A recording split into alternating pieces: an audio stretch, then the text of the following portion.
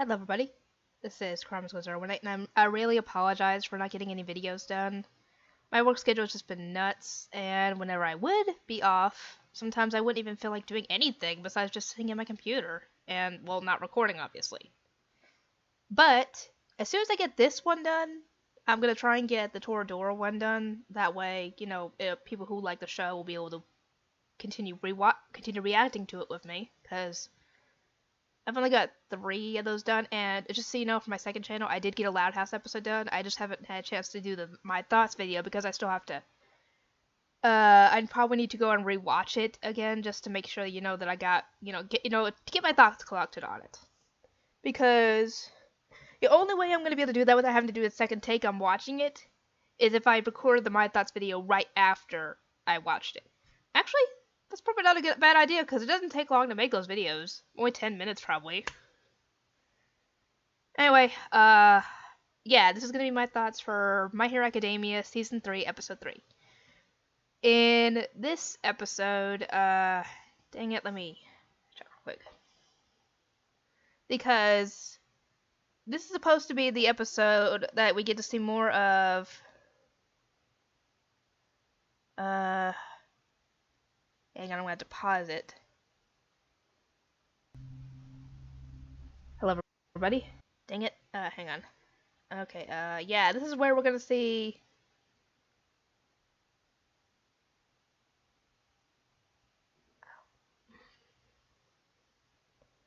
But, yeah, this is essentially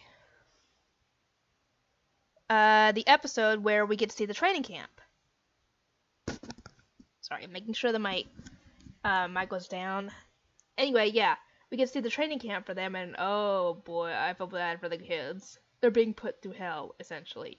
Because the whole point of the training camp is not to build up, like, their physical strength, it's to build up their quirks, because ever since they started at UA, their quirks haven't gotten not very much stronger. Probably their physical strength and maybe, you know, endurance and stuff have gotten better, but not their quirks. And their quirks are actually physical, so they can be built up and gotten stronger, obviously. I mean, heck, look at freaking All for One. I'm guessing that the previous holder of All for One, and One for All, sorry, of One for All, it probably wasn't as strong as it was when Midoriya got it, but All Might really built it up. Oh, for a second, I thought, wait, where's my ring? I took off my ring for some reason, and I thought I lost it, but I found it. Anyway, yeah, we get to see the training camp because they're building up their quirks, and essentially putting themselves through hell because there is essentially a limit to how much you can do with your quirk before, you know, you hit your limit. And that's what they're trying to build up their limit, so that way they can do it even more and more and more than they could before. And just so you know, I haven't changed out of my work clothes because they're already clothes washing, and I would have gotten them washing then, but didn't get a chance to, so I have to wait. Anyway, we get to see things like with Bakugo, for example. In order to build up his quirk, he has to stick his hands in boiling water to open up his pores and then create large explosions, like, continuously. So that's what he has to do to build up his quirk, and I feel bad for him because I can hear him cursing in the background as he does this. Or, yeah, as he does it, he'll curse and say, like, damn it, or something. And, Bakugo, not Bakugo, I already said Bakugo, Todoroki, for example, he has to be able to, he's sitting in, like, a giant, dang it, what would be the word for it? Drum, I guess, to be the word? A giant drum of water, and he uses his ice to freeze it, and freeze the area around him, to build up, I guess, more control over it.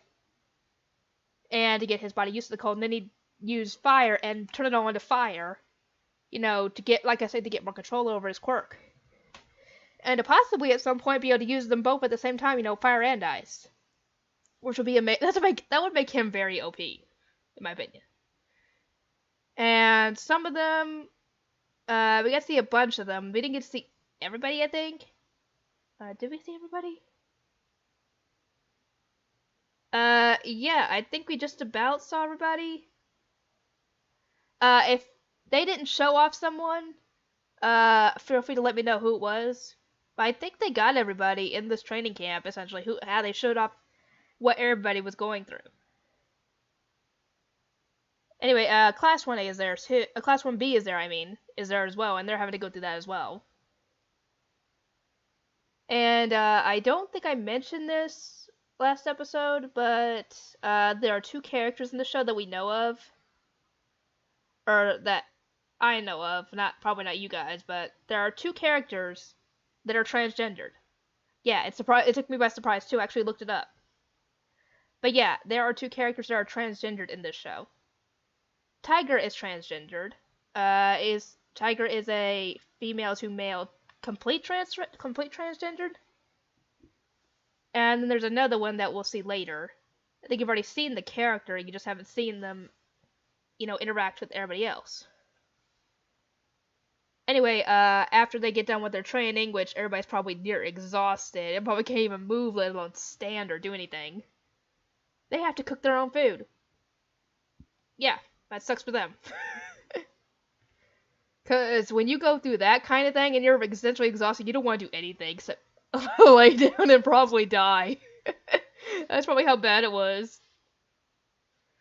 Anyway, but yeah, they do have to cook their own food, and Ida tries to get them to get more energetic about it, which I doubt you got much success. Anyway, yeah, I found out last episode that Coda is the way he is around heroes because his parents were heroes and they were killed by a villain. And he's young. I think he was like 3 or 4 when his parents were killed. So he's like 5 or 6 at this point, I think. I could be wrong. But yeah, I think that's what I looked up, because he runs off somewhere while everybody's working on the food, and actually while everybody's eating is when he runs off.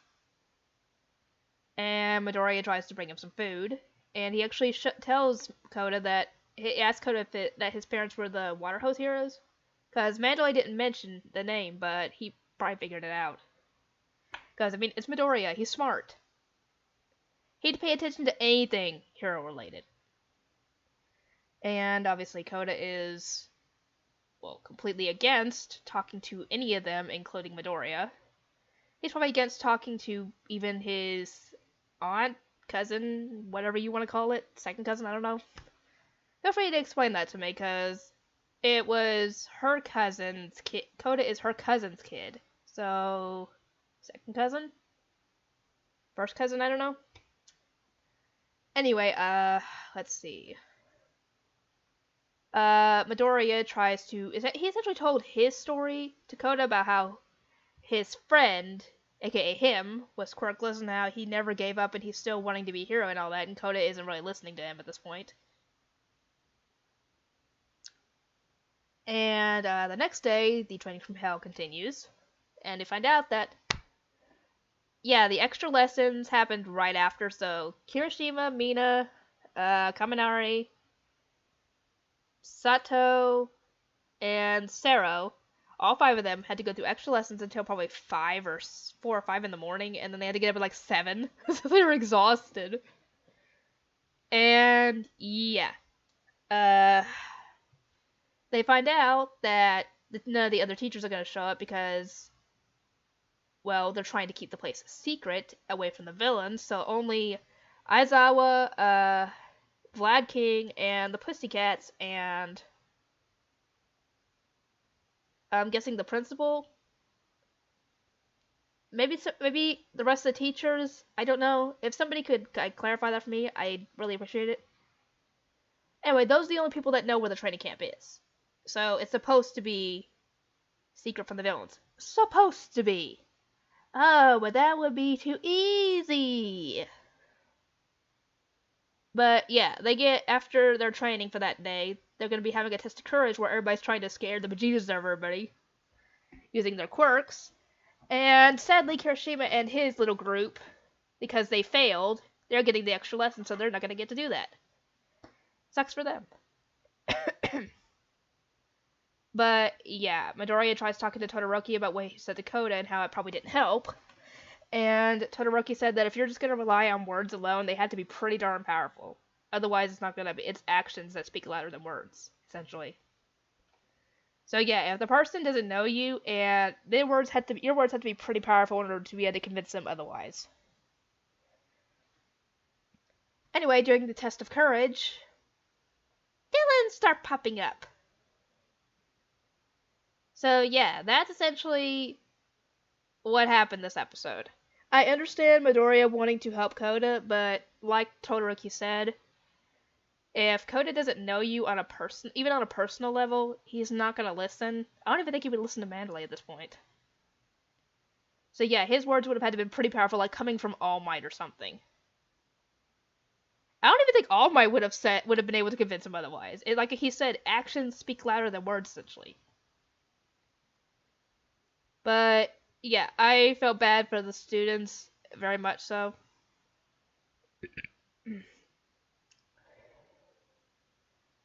And it kind of creeped me out a little when Tokoyami kept on saying revelry in the dark. I think he said like 3 or 4 times.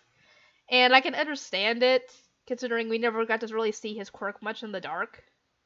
And he says that his quirk gets more powerful and more aggressive in the dark, which is not good. Anyway, yeah. That's about all I have to, pretty much all I have to say about all this. And just so you know, apparently there is a theory going around on YouTube that Dabi, the guy with the patchwork face and blue eyes and dark hair, there's a theory going around that he's Todoroki's brother, Toya. I don't know if you guys noticed, but in that flashback that Todoroki had when he was seeing his siblings playing, the guy with the red hair, that's who they're talking about. Because apparently, I'm guessing something happened to Toya. I'm not sure what, because I don't think it's been mentioned yet in the manga, but I was just looking up information on like Shoto's brothers and sister, you know, just to get some extra information. And apparently something happened, but it's not been mentioned yet. So, yeah, something bad happened. And I think that's partially why his other brother, the one with the white hair, cannot forgive Endeavor for what he's done to them. Essentially all the abuse and stuff. But yeah, that theory is going around. I don't know if it's actually true or not, because we have hardly seen anything on Toya except one little scene of him, and that's it. And we know next to nothing about Dabi or his past or anything, or even if that's his real name. So, yeah. Anyway, that's about all I have to say. I hope to see you guys next time, and I will try and get the Loud House and a bunch of other stuff done. I apologize for this, but it's just my work schedule getting to me. And I hope to see you guys next time.